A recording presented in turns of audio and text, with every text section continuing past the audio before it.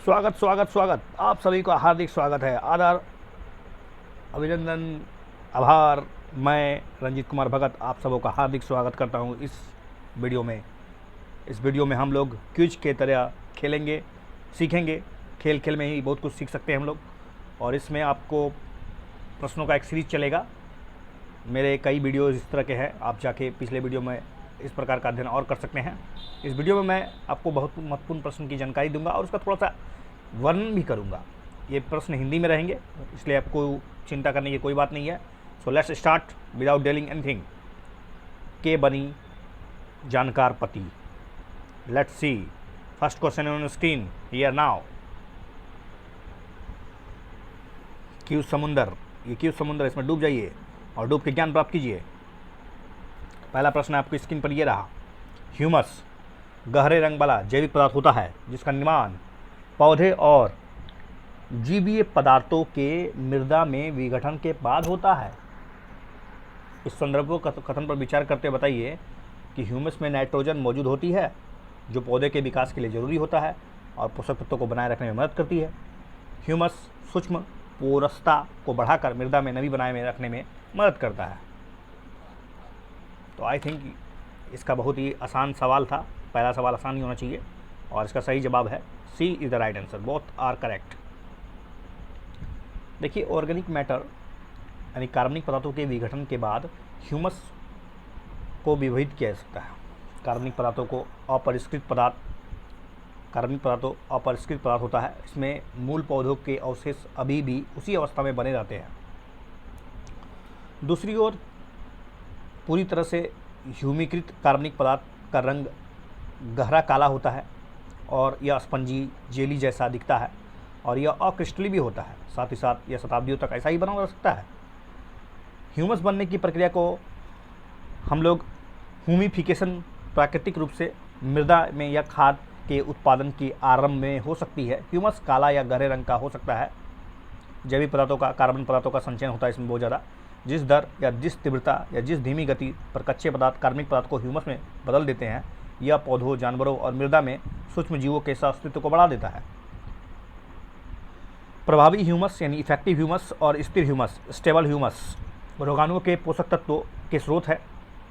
प्रभावी ह्यूमस आसानी से उपलब्ध आपूर्ति प्रदान करता है और स्थिर ह्यूमस दीर्घकालिक भंडारण के रूप में कार्य करता है। अगला क्वेश्चन आपके स्क्रीन पर ये रहा। जलीय पारिस्थितिक तंत्र यानी एक्वाटिक इकोसिस्टम में घुलित ऑक्सीजन के बारे में अपने कथनों पर विचार करते हुए बताइए कि कौन सा कथन सही है। जल निकाय के तापमान में वृद्धि के साथ क्या यह जो घुलित ऑक्सीजन है वो बढ़ता जाता है। दूसरा, ताजे जल में इसकी सांद्रता आमतौर पर वायु में ऑक्सीजन की सांद्रता से अधिक होती है। दूसरा, जल पर बर्फ का आवरण घुलित ऑक्सीजन सांद्रता को घटा देता है। ओके, आपके ऑप्शन ये रहे। आपका सवाल, आपका समय शुरू होता। आप जानते हैं इसका सवाल एलिमिनेट मेथड से बन सकता है। बहुत ही आसान है ये, क्योंकि आपको पता होगा कि जैसे जैसे जल का टेम्परेचर बढ़ता है उसमें घुलित ऑक्सीजन की मात्रा कम होती है, ना कि बढ़ती है। इसलिए पहला ऑप्शन गलत है। इसलिए एक को छाटिए, एक एक और आप पहुंच गए आंसर बी में। ओके, तो you got the answer, B is the right answer. घुलित ऑक्सीजन, डिजोल्व ऑक्सीजन जल में घुलित ऑक्सीजन की मात्रा के मापन का एक साधन है। इससे यह ज्ञात होता है कि जल में जीवित जलीय जीवों के लिए उपलब्ध ऑक्सीजन की मात्रा कितनी है। धारा या झील में घुलित ऑक्सीजन की मात्रा जल की गुणवत्ता दर्शाती है। ऑक्सीजन सांद्रता वायु में बहुत अधिक होती है, तो जल की तुलना में लगभग 21% ऑक्सीजन होता है। 1% ऑक्सीजन का छोटा सा अंश पानी में है। बढ़ते तापमान के साथ घुलित ऑक्सीजन का स्तर भी कम होता चला जाता है, लेकिन ऑप्शन में तो आपको ज़्यादा दिया था, इसलिए आपने उसको छाट दिया। वायुमंडल ऑक्सीजन घुलित ऑक्सीजन के स्तर से बहुत अधिक होती है। हिम और बर्फ जलीय पौधों तक पहुँचने सूर्यताप की मात्रा को कम करते हैं, जिससे प्रकाश संश्लेषण और ऑक्सीजन का उत्पादन कम हो जाता है।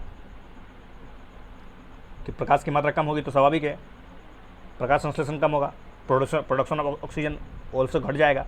इसलिए भी आप समझ सकते हैं गलती क्यों था वो भी। चलिए, पुलिकट झील के बारे में बताइए। निम्नलिखित कथनों पर विचार करते हुए बताइए पुलिकट झील के बारे में कौन सा कथन सही है। पुलिकट जो झील है या लेगून भारत का सबसे बड़ा लवणीय जल लेगून है।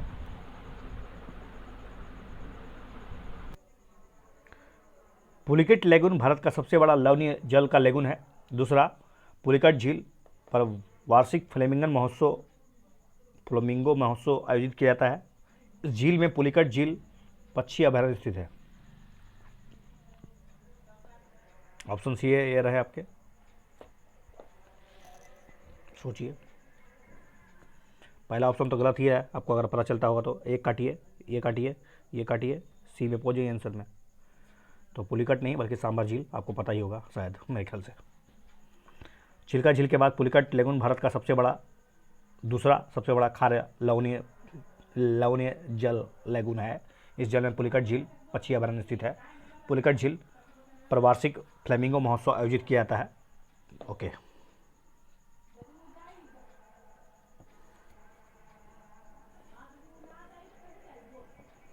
अगला क्वेश्चन आपके स्क्रीन पर, चौथा नंबर का ये प्रश्न है। राष्ट्रीय और अंतर्राष्ट्रीय कार्यक्रमों में कौन सा ओजोन प्रदूषण की निगरानी करते हैं? गोथेनबर्ग प्रोटोकॉल, बॉन कन्वेंशन, राष्ट्रीय वायु गुणवत्ता सूचकांक, system of air quality and weather forecasting. सही उत्तर का चयन कीजिए।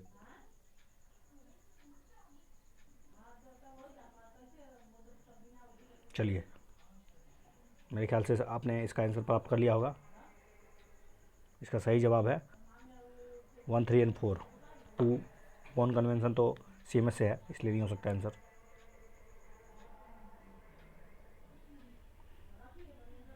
अम्लीकरण, सुपोषण, यूट्रोफिकेशन और धरातलीय ओजोन स्तर के समन हेतु 1999 में गोथेनबर्ग प्रोटोकॉल एक बहु प्रदूषक प्रोटोकॉल है, जिसे अम्लीकरण, सुपोषण, धरातलीय ओजोन में स्तर में कमी करने के लिए डिजाइन किया गया था।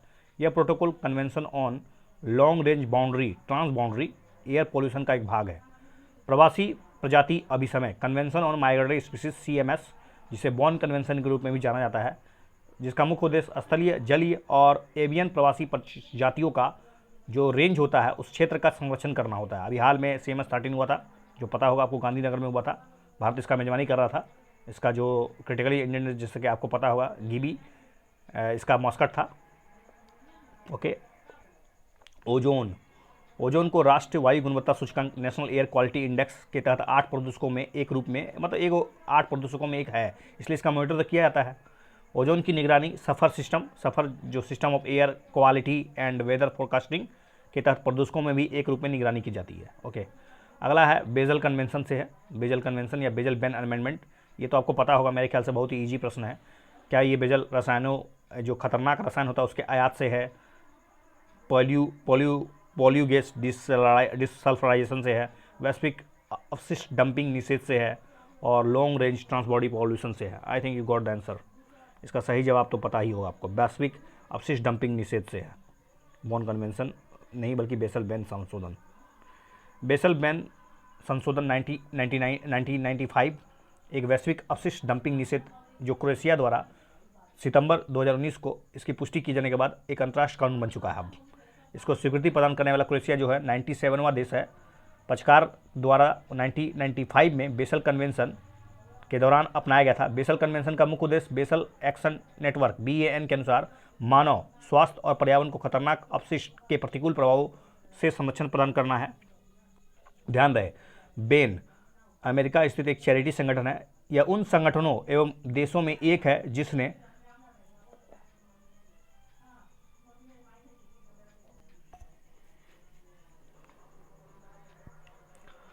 तो आपको समझ में आ चुका होगा कि बेन अमेरिका में स्थित एक चैरिटी संगठन है। यह उन संगठनों और देशों में से एक है जिसने वैश्विक पर्यावरण न्याय इन्वायरमेंटल जस्टिस के एक ऐतिहासिक समझौते के रूप में बेसल बैन संशोधन का निर्माण किया है।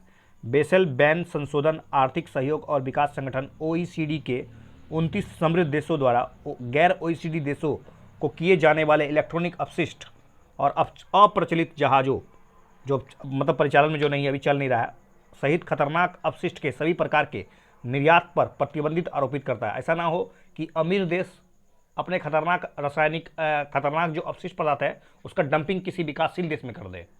इसलिए इसके लिए एक कन्वेंशन बनाया गया है, आप इसके बारे में पढ़ लीजिए, बेसल बैन कन्वेंशन। ओके,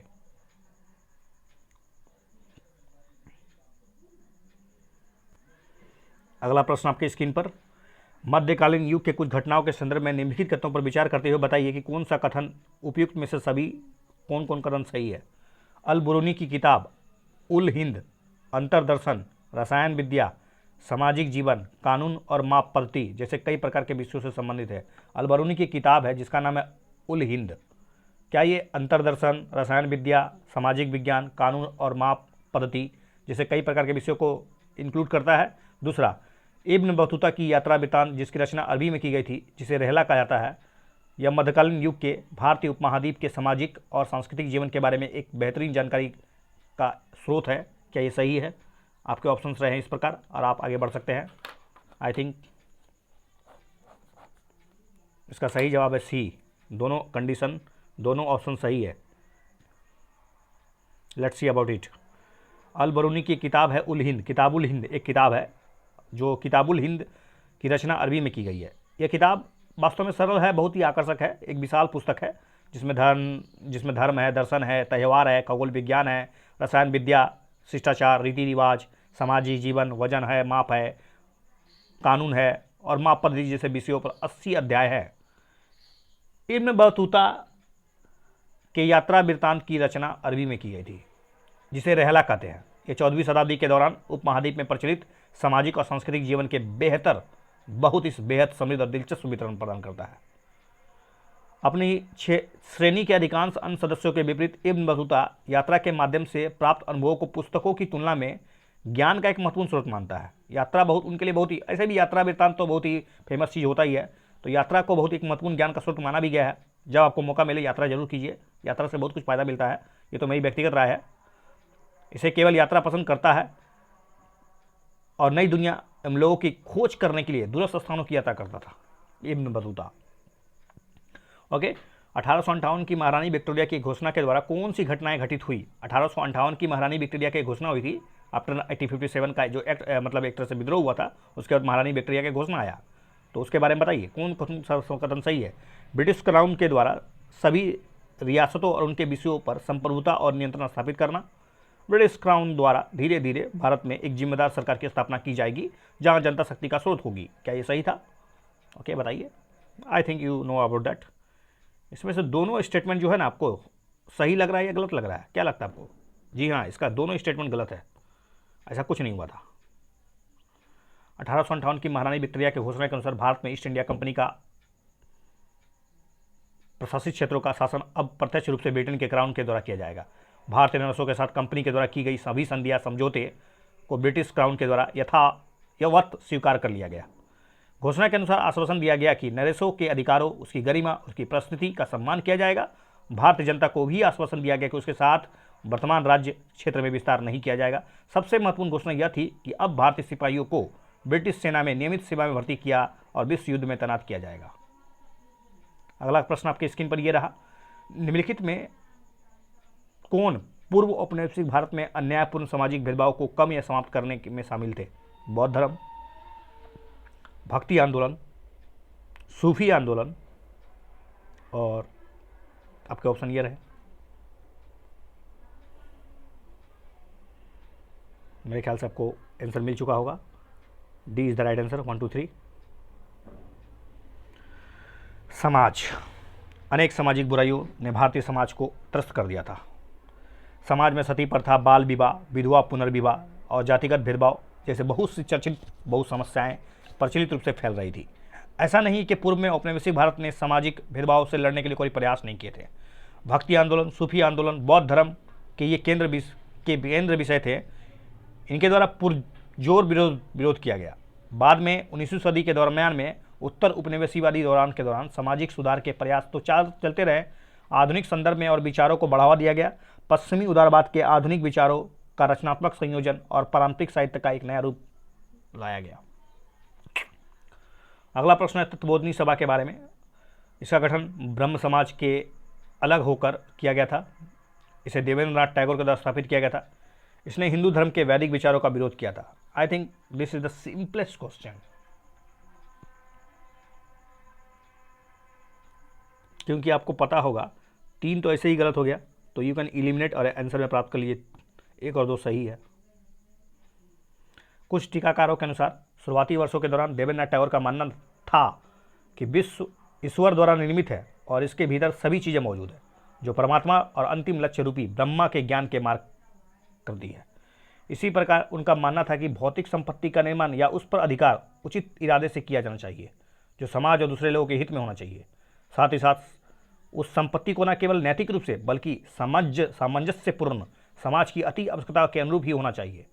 1859 में देवेंद्रनाथ टैगोर के द्वारा तत्वोदनी को पुनः ब्रह्म समाज में शामिल कर लिया गया था। ओके, अगला क्वेश्चन आपके भारत छोड़ो आंदोलन के संबंध में है। भारत छोड़ो आंदोलन के संबंध में कौन सा कदम सही है बताना है। भारत छोड़ो आंदोलन कैबिनेट मिशन योजना की विफलता का एक प्रमुख आधार था। भारत छोड़ो आंदोलन का पहला आधा भाग प्रदर्शनों और जुलूसों के साथ शांतिपूर्ण रहा। भारत छोड़ो आंदोलन की एक महत्वपूर्ण विशेषता थी कि इस दौरान देश के कुछ हिस्सों में समांतर सरकारें स्थापित की गई थी। I think this is the simple question once again. I think but I don't know about your knowledge. तो मेरे ख्याल से आपको पहला आंसर तो पता है, एक गलत है, एक गलत है, एक गलत है, तो C is the right answer. Cabinet mission से कोई मतलब नहीं है भारत छोड़ो आंदोलन का। सेकेंड वर्ल्ड वार के दरमियान विश्व युद्ध, सेकेंड वर्ल्ड वार के दौरान क्या हुआ, विश्व युद्ध की जो त्रासदी मिली थी उसका परिणाम क्या होता, भारत भी इससे बहुत ही प्रभावित हुआ था। और क्रिस मिशन के असफलता के बाद 8 अगस्त 1942, तो क्रिस मिशन है ना कि कैबिनेट मिशन है, ठीक है, के विफलता के बाद क्या हुआ, 8 अगस्त 1942 को महात्मा गांधी ने भारत छोड़ो आंदोलन के माध्यम से करो या मरो का नारा दिया। करो या फिर मरो। ध्यान रहे, ये जो 8 अगस्त 1942 को महात्मा गांधी ने बॉम्बे में ग्वालियर टैंक के मैदान में अपने भारत छोड़ो भाषण के दरमियान में करो या मरो का नारा दिया था। सबसे अच्छी बात यह है कि इस भाषण में पार्टी के भीतर हलचल मच गई थी और यहाँ तक कि पंडित नेहरू और मौलाना आज़ाद नेताओं ने भी इसकी आलोचना कर दी, लेकिन अंत तक महात्मा गांधी का नेतृत्व का ही समर्थन करते रहे। अन्य प्रमुख तत्व जान लीजिए, महात्मा गांधी, अबुल कलाम आज़ाद, जवाहरलाल नेहरू, पटेल जी जैसे कई राष्ट्रीय नेताओं को तुरंत गिरफ्तार कर लिया गया।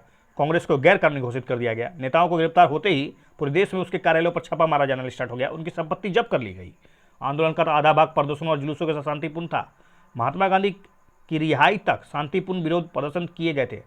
आंदोलन का दूसरा भाग डाकघरों, सरकारी भवनों, रेलवे स्टेशनों को लूटपाट, आगजनी घटनाओं को से हिंसक हो गया। लॉर्ड लिनलिथगो ने हिंसा की नीति को अपनाया। भारत छोड़ो आंदोलन एक महत्वपूर्ण विशेषता यह थी कि इस दौरान देश के कुछ हिस्सों में समांतर सरकारें स्थापित होने लगी थी।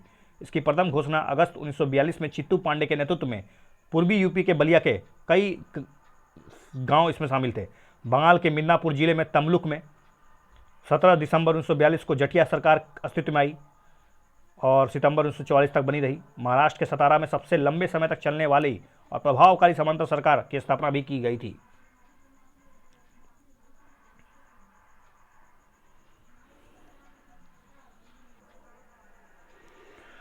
अगला प्रश्न आपके स्क्रीन पर, अशोक के स्तंभों के बारे में निम्नलिखित कथनों पर विचार कीजिए।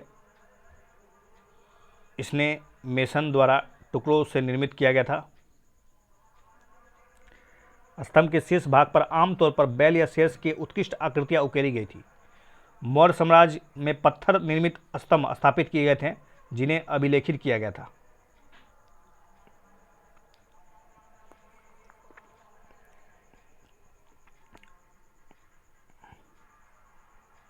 कौन सा कथन सही है अशोक के स्तंभ की विशेषता के बारे में?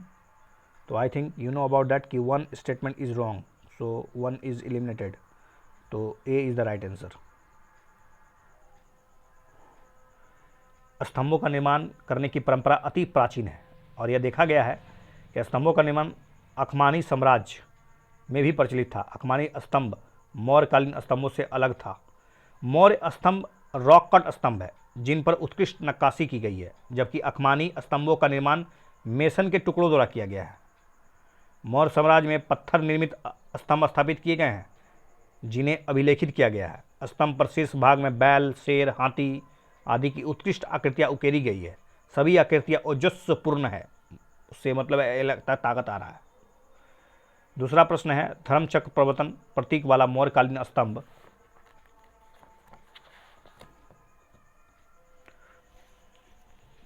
किससे जुड़ा हुआ है, किस स्थान पर है? धर्मचक्र प्रवर्तन सारनाथ, वैशाली, नालंदा, राजगीर। तो इसका जवाब तो पता होना चाहिए, मेरे ख्याल से सारनाथ है। क्या सही राइट है कि नहीं है बताइए। जी हाँ, Sarnath is the right answer.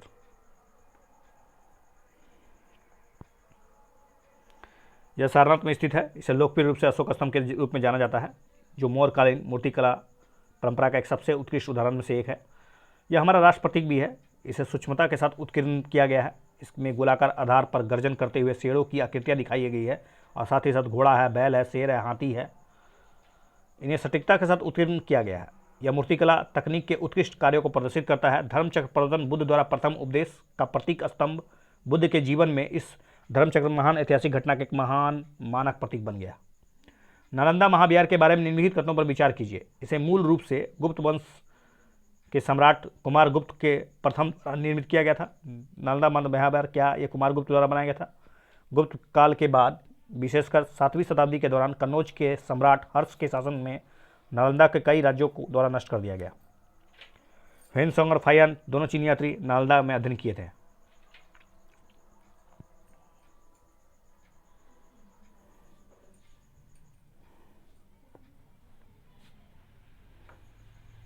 तो two statement is absolutely wrong, so you get the answer, C is the right answer. Bharat में मगध यानी आधुनिक बिहार के प्राचीन राज्य में नालंदा महाविहार एक विशाल और एक बहुत ही बेहतरीन बोर्ड मत है।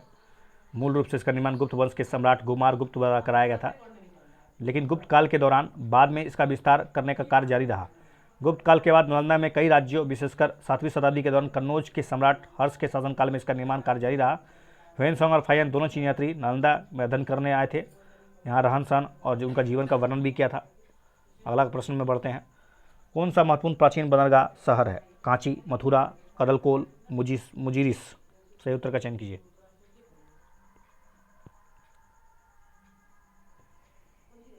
इसका सही जवाब है 1, 2 और 4।